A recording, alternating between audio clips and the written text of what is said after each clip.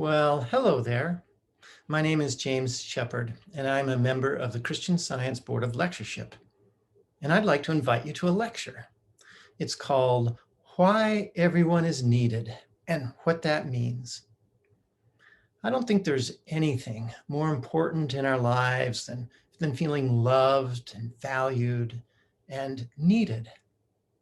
And in this lecture, we're going to explore our unbreakable connection to God, infinite love.